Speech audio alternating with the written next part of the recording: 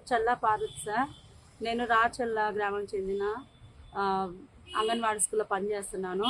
అయితే నాకు ఇద్దరు పిల్లలు.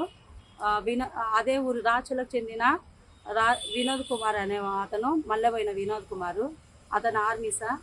అయితే ఈ అబ్బాయి నన్ను చాలా రకాలుగా ఇబ్బంది పెడతా, మానసికంగా శారీరకంగానే ఇబ్బంది పెడతా ఉన్నాడు. నేను ఆ పిల్లోడిని చాలా రకాలుగా ఎదుర్కొన్నాను. గతంలో కూడా కేసు పెట్టినాను సార్ అతనికి మీద.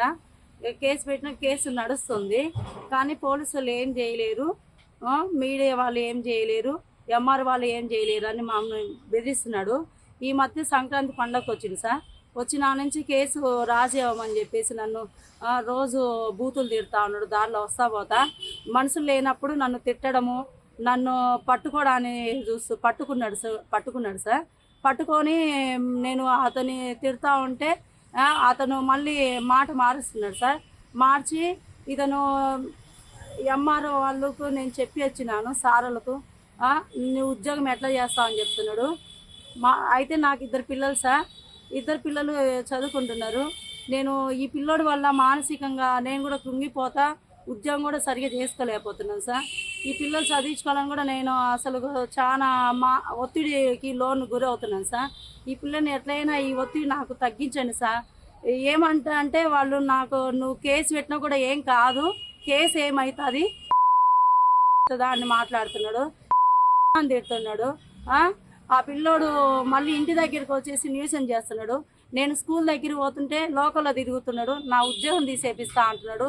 మా సూపర్వైజర్కి ఫోన్ చేసి నా మీద బ్యాడ్ ప్రచారం చేస్తున్నాడు. ఎస్ఐ గారికి నేను కంప్లైంట్ ఇచ్చినాను సార్. ఇతను వచ్చి వినోద్ కుమార్ వచ్చి మళ్ళీ నన్ను వల్గర్గా మాట్లాడుతున్నాడు, నాకు ఫోటోలు తీస్తున్నాడు, చంపేస్తాను బెదిరిస్తున్నాడు అని నేను మళ్ళీ కేసు కూడా మళ్ళీ రెండోసారి పెట్టడం జరిగింది సార్. ఆ అబ్బాయి నన్ను ఎవరు ఏం చేయలేరనే పట్టుదలతోటే ఉంటూ నువ్వు కేసు పెట్టినా కూడా ఏమవుతుంది, ఏం కావట్లేదు, వాయిదాలకు తిరుగుతాను, వస్తాను, నిన్ను చంపేస్తాను, నీ అంతు చూస్తాను, నీ ఉద్యోగం ఎట్లా చేసుకుంటూ చూస్తాను అని చెప్పి మాట్లాడుతున్నాడు. నేను ఈ విషయం ఎంఆర్ఓ గారికి చెప్పినాను, ఎండిఓ గారికి చెప్పినాను, ఎస్ఐ గారికి చెప్పినాను, ఊళ్ళో కొంతమంది పెద్ద మనుషులు చెప్పినాను, మా అమ్మకు కూడా చెప్పినాను సార్. అతని వల్ల నాకు మానసిక పరిస్థితి ఇబ్బంది అవుతుంది. అయితే అతని వల్ల నాకు ప్రాణహాని కూడా ఉంది సార్.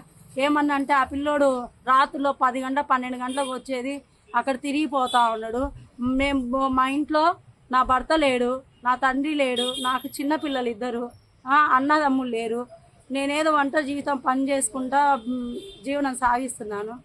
ఇతను కేసు పెట్టినా కూడా ఏం కావట్లేదు, ఏం చేస్తారు అనేటట్టే ఉన్నారు. ఎస్ఐ గారికి చెప్పినాను, సిఐ గారికి చెప్పినాము, ఊర్లో పెద్ద మనిషి చెప్పినాను. కానీ ఇతను నన్ను ఏదో ఒక చేసేదాకా కూడా నన్ను వదిలిపెట్టేటాలు లేదు. నాకు దయచేసి సిఐ గారైతేమి, ఎస్పీ గారైతేమి, కలెక్టర్ గారైతే నాకు న్యాయం చేయండి సార్. ఎందుకంటే నా పిల్లలు నేను చదివించుకొని వాళ్ళని కాపాడుకోవాలి. నేను కూడా బ్రతికి నా పిల్లలకి నా ఉద్యోగం కూడా నేను సరి చేసుకోవాలి. మానసికంగా ఉంటున్నా, చాలా ఇబ్బంది పడితే ఏడుస్తూ ఉన్నాను సార్. అతని వల్ల నాకు చాలా టెన్షన్ ఉంది. వాళ్ళ అమ్మలు కూడా వాళ్ళ కొడుకే సపోర్ట్ చేసుకుంటారు, సాటి ఆడపిల్లని కూడా చూడట్లేదు సార్. వాళ్ళ కొడుకు చెప్పుకోవట్లేదు.